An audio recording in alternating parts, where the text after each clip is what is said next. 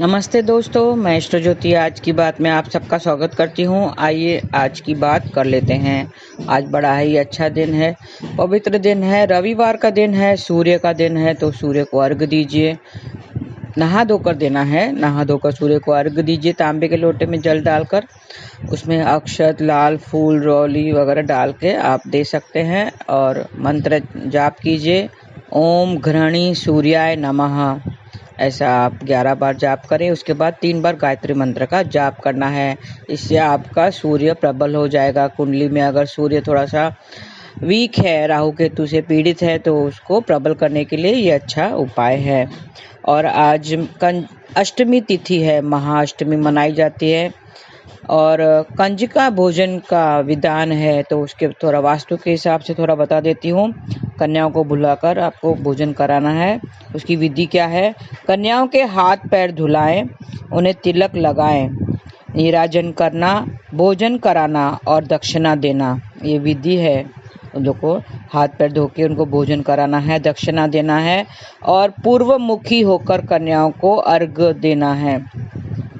दक्षिण पूर्व मुख करके नीराजन कराना चाहिए और उत्तर पूर्व की मुख करके टीका लगाना चाहिए। उसको टीका लगाएं, पूजन करें, उनका हाथ पैर धुलाकर पूजन करें और फिर उनको भोजन खिलाएं, उनको दक्षिणा दें, उनसे आशीर्वाद लें।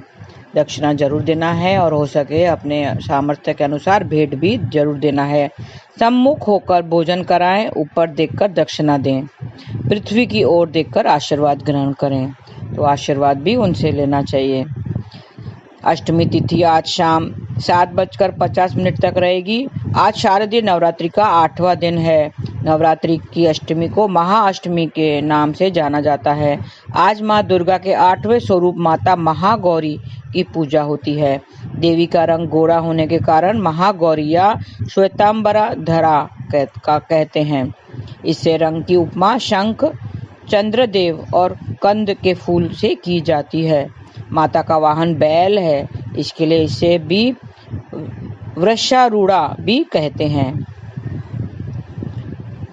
देवी की उपासना से अन्न, धन और सुख समृद्धि की वृद्धि होती है। देवी की उपासना से अन्न धन की वृद्धि होती है। और आपको मंत्र, आज का जो मंत्र है, खास मंत्र है, वो आपको जाप करना है। सर्व मंगल मांगल्ये शिवे सर्वार्थ साधिके शरणे त्र्यंबके गौरी नारायणी नमोस्तुते। आज देवी माँ की पूजा के साथ ही ब्राह्मणों को भी भोजन कराएं, तो आपको शुभ फल मिलेगा। माँ अन्नपूर्णा की उपासना करनी चाहिए। आज कल से 3 दिन माँ अन्नपूर्णा की उपासना का विधान है। अन्नपूर्णा अष्टमी आज के दिन कहा जाता है। तो ओम नमः अन्नपूर्णा अन्नपूरे धृतपूरे गणेश जी, ऐसा आप बोल के आप ब्राह्मणों को भोजन खिला सकते हैं। और ऐसा आपको घर के भंडार घर में या रसोई घर में घी का दीपक जरूर जलाना चाहिए। आज अन्नपूर्णा अष्टमी में घर के रसोई घर में घी का दीपक जरूर जलाएं। अष्टमी की आखिरी 24 मिनट और नवमी के पहले 24 मिनट संधि काल होता है, तो ये संधि काल शुभ काल होता है, तो इसमें आप घी का दीपक जला सकते हैं। पूजा में 108 दिए, 108 कमल, 1 फूल, गुलर के फूल, ये विधि है। संधि पूजा जो करते हैं उनके लिए बता रही हूँ। सारी, कच्चे चावल, बेल के पत्तों का प्रयोग होता है। माँ दुर्गा को गुलर के फूलों और बेल के पत्तों की माला पहनाएं। ये थी पूजा की विधि। और आज संधि पूजा का मुहूर्त है। आज शाम 7:36 से रात 8:22 तक ये पूजा का मुहूर्त रहेगा। और योग के बारे में बता दूं, आज धृति योग है। धृति योग में नींव का पत्थर सुख सुविधाएं देता है। आज किसी का शिलान्यास करना है तो आज के शुभ योग पे कर सकते हैं। और उत्तराषाढ़ नक्षत्र है, जिसका स्वामी सूर्यदेव है, तो आज उत्तराषाढ़ नक्षत्र भी है और रविवार का दिन भी है, तो अच्छा दिन है। सूर्य को प्रसन्न करने के लिए आप सूर्य को अर्घ दे के मनवांछित पूरा कर सकते हैं। और उसके संबंध कटहल के पेड़ से बताया गया है। तो आज के दिन कटहल के पेड़ की पूजा करनी चाहिए और उसे कोई भी नुकसान हानि नहीं पहुंचानी चाहिए। देवी माँ को सफेद पुष्पों की पुष्पांजलि चढ़ानी चाहिए। दाम्पत्य संबंधों को सुखी करने के लिए आज सफ़ेद पुष्पों की पुष्पांजलि दें। दुर्गा सप्तशती का पाठ करना चाहिए। देवी दुर्गा को इलायची का भोग भी लगाना चाहिए और मंत्र जाप करना चाहिए। सर्व मंगल मांगल्ये शिवे सर्वार्थ साधके शरणे त्र्यंबके गौरी नारायणी नमोस्तुते। ऐसा आपको जाप करना है। दुर्गा माँ की विधि पूर्वक पूजा करनी चाहिए। बिजनेस में बढ़ोतरी के लिए दुर्गा माँ की विधि पूर्वक पूजा करनी चाहिए, तो आपके बिजनेस में बढ़ोतरी होगी। और हलवे और उबले चने का भोग भी लगाना चाहिए। देवी दुर्गा जी को प्रणाम करके उनका आशीर्वाद लेना चाहिए।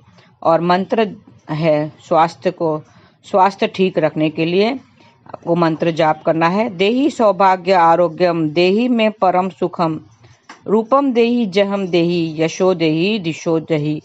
तो ऐसे आपको जाप करना है, तो इससे आपका स्वास्थ्य ठीक रहेगा। तो ये थोड़े से मंत्र हैं, वो करके आप अपना दिन व्यतीत कर सकते हैं। माँ दुर्गा को किसी भी 5 फलों का भोग लगाना चाहिए, तो आपके सेहत संबंधित परेशानियां दूर हो जाएंगी। और उसके लिए मंत्र है ओम जयंती मंगला काली भद्रकाली कपालिनी दुर्गा क्षमा शिवा धात्री स्वाहा स्वदा नमस्तुते। अब ऐसे सेहत संबंधित परेशानियां दूर हो सकती हैं। आप ये जाप करें, ये मंत्र का जाप करना चाहिए। देवी मंदिर में वस्त्र भेंट करने के संकल्प लें और जब समय मिले तो वो वस्त्र भेंट कर देना चाहिए। माँ के मंदिर जाके वस्त्र भेंट कर दें। माता को कच्चे नारियल की गिरी का भोग भी लगाएं, तो जीवन में आपकी गति बढ़ेगी। देवी दुर्गा के आगे घी का दीपक जलाना चाहिए। कैरियर में बढ़ोतरी के लिए, बच्चों के कैरियर में बढ़ोतरी के लिए, अगर पढ़ाई वगैरह में उनकी बढ़ोतरी के लिए उनको घी का दीपक जलाना चाहिए। और या देवी सर्वभूतेषु विद्या रूपेण संस्थिता नमस्तस्यै नमस्तस्यै नमस्तस्यै नमो नमः। ऐसा मंत्र जाप करके बच्चों के कैरियर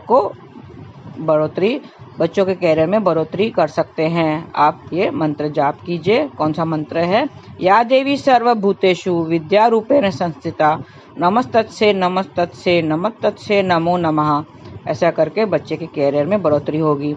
2 कपूर और 12 लौंग लेकर एक उबले पर जलाएं, तो घर में सुख शांति आएगी। देवी दुर्गा की विधि पूर्वक धूप दीप आदि से पूजा करें। पूजा के समय ही एक एकाक्षी नारियल लेकर वहाँ पे रखें। 7 बार मौली लपेटकर देवी माँ के सामने रख दें। आर्थिक स्थिति मजबूत करने के लिए ये उपाय है। एकाक्षी नारियल पे 7 बार मौली लपेटकर देवी माँ के सामने रखना है। पूजा के बाद नारियल अपनी तिजोरी में रख लें, तो इससे आर्थिक स्थिति मजबूत होगी। आज छोटी कन्याओं को माँ दुर्गा का ध्यान करते आशीर्वाद लेना है और भेंट स्वरूप कुछ न कुछ देना चाहिए, तो देवी माँ का आशीर्वाद आपको मिलेगा, उनकी कृपा मिलेगी। देवी दुर्गा के सामने कपूर जलाना चाहिए, तो आपकी सारी परेशानियाँ खत्म हो जाएगी।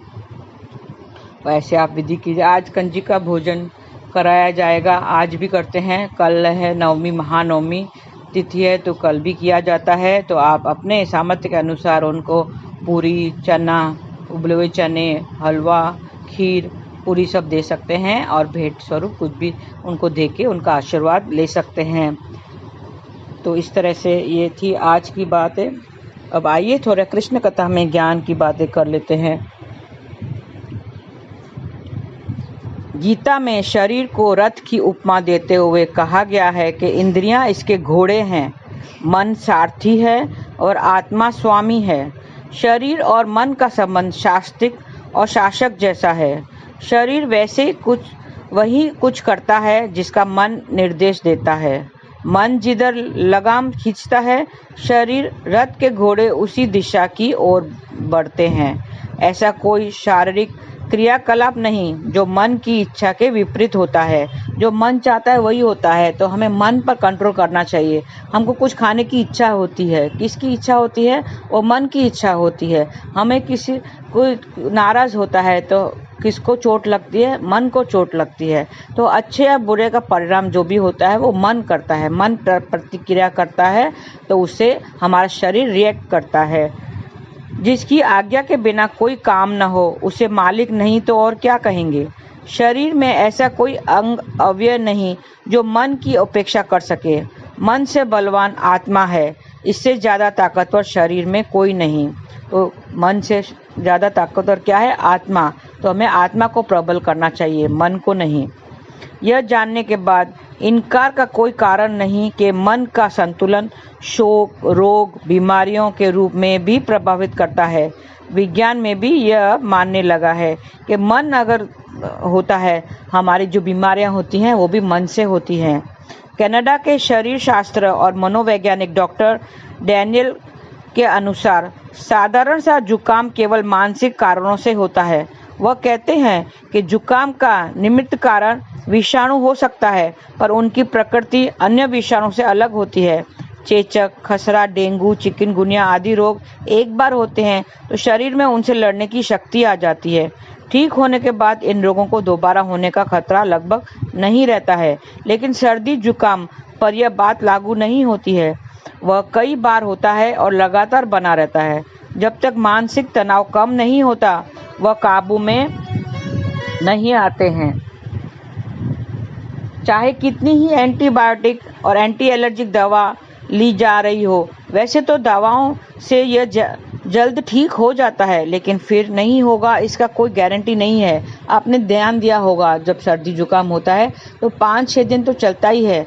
चाहे आप पहले दिन से ही दवाई लो, लेकिन वो अपने हिसाब से ही ठीक होता है और वो हमारे मन के ऊपर डिपेंड करता है। दवाइयों से वो जल्दी ठीक हो जाता है, लेकिन फिर नहीं होगा इसकी कोई गारंटी नहीं है। वो वापस थोड़े समय के बाद हो सकता है। मन बहलाने के लिए चाहे जितनी दवाइयाँ ले रहे हों, लेकिन सही बात यह है कि रोग की कोई दवा नहीं होती है।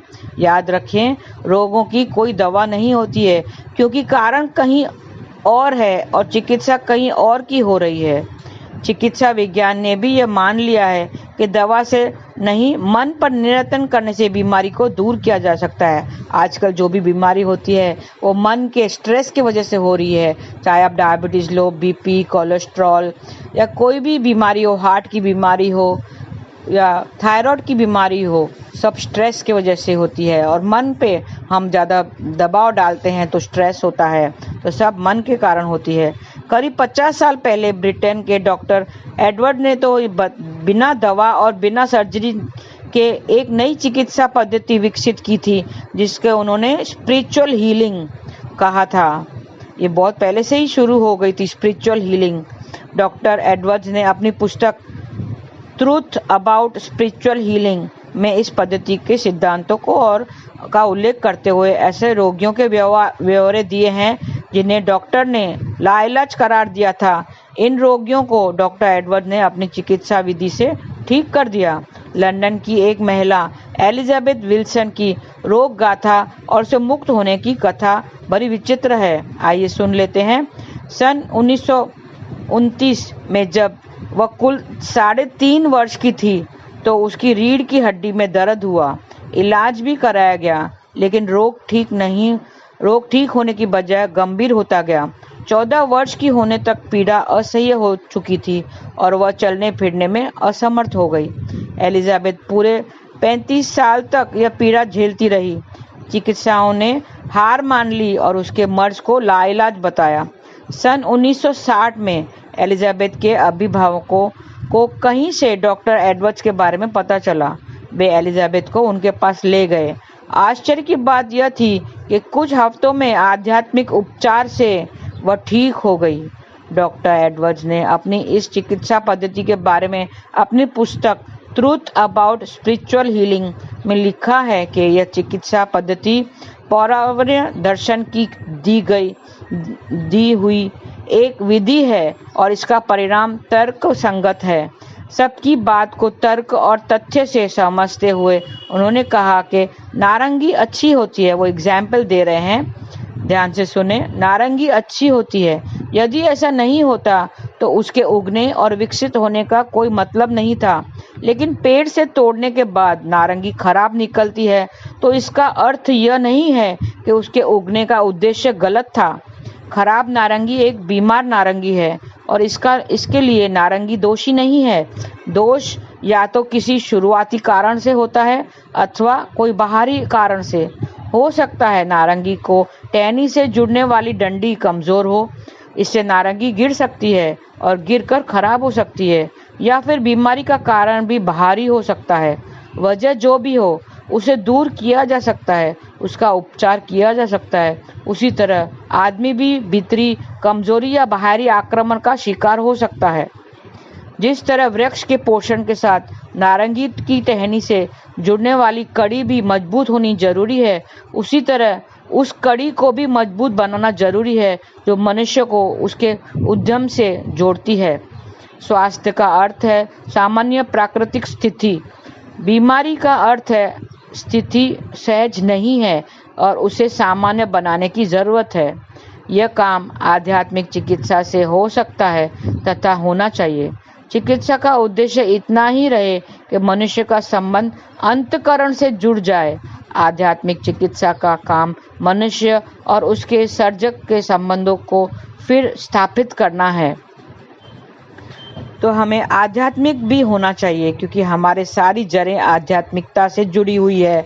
तो बाहरी इलाज कितना भी करें, जब तक अंदरूनी इलाज ना हो, मतलब हमारे मन का, हमारे शरीर के मन का अगर इलाज ना हो तो शरीर उसका प्रतिक्रिया जरूर देगा। तो हमें पहले मन को कंट्रोल करना चाहिए, इंद्रियों को कंट्रोल करना चाहिए, क्योंकि इंद्रियों शरीर मन इंद्रियां मन को कंट्रोल करती है और फिर मन हमारे शरीर को कंट्रोल करता है। तो हमें पहले मन को कंट्रोल करना चाहिए। मन कहाँ भी भागता है, और जैसे अब छोटे बच्चे को उसको गुलाब जामुन या रसगुल्ले अच्छे लगते हों, लेकिन माँ उसे खाने नहीं देती है, क्योंकि उसे पता है उसकी सेहत के लिए क्या अच्छा है क्या खराब है। माँ कड़वी दवाई देती है जो बच्चों को पसंद नहीं आती है, लेकिन उसको जबरदस्ती उसको पिलाने की कोशिश करती है, क्योंकि उसकी जो सेहत है वो उसी पर डिपेंड करती है। इसके लिए वो उसको रसगुल्ले खाने नहीं देती है, बल्कि उसको कड़वी दवाई पिलाती है ताकि वो ठीक हो सके। उसी तरह हमारे लिए क्या अच्छा है क्या नहीं, ये हमारे ईश्वर को पता है, और वो हमारे लिए अच्छे से हर एक इंसान का अलग अलग प्लान बना हुआ है। आप देखेंगे कोई दो इंसान एक जैसे नहीं हो सकते हैं, और उनकी परिस्थितियां भी अलग हैं। उनके आप देखेंगे कोई कुंडली ज्योतिष के हिसाब से कोई एक कुंडली सेम नहीं, दो कुंडली सेम नहीं होती है। हर एक की कुंडली अलग अलग, हर एक के ग्रह अलग अलग, उसी तरह हर एक की परिस्थितियां अलग अलग। तो कोई दो इंसान सेम नहीं हो सकते हैं। हर एक के लिए अलग से प्लान ईश्वर ने बना के रखा है। तो हमें उनको याद करके और वो प्लान के हिसाब से वो हमें चलाता है, चलाने की कोशिश करता है, लेकिन हम अपने मन को कंट्रोल नहीं कर पाते हैं और कुछ ऐसा कर पाते हैं जो उसके खिलाफ हो जाता है, फिर हमें दुख भोगना पड़ता है। तो क्यों ना हम उसके प्लान के अनुसार चलें और उनके करीब रहें। उनके करीब रहने का एक ही इलाज है हरि नाम जाप करना, प्रभु नाम जाप करना, संकीर्तन से साथ जुड़े रहना। हरे कृष्णा कृष्णा कृष्णा हरे हरे, हरे राम राम राम हरे हरे। ऐसा अगर नाम जाप करते रहेंगे तो आप ईश्वर से जुड़े रहेंगे और आध्यात्मिक आपको जो है मन की शांति जो बोलते हैं वो सब मिल जाएगी, क्योंकि बाहरी कोई भी चीज़ों में मन की शांति नहीं मिलती है। मिलती है तो अंदरूनी शक्ति से ही हमें मन की शांति मिलती है। तो आइए नाम जाप करते रहें। आज के लिए बस इतना ही। आपका दिन शुभ रहे। हरे कृष्णा।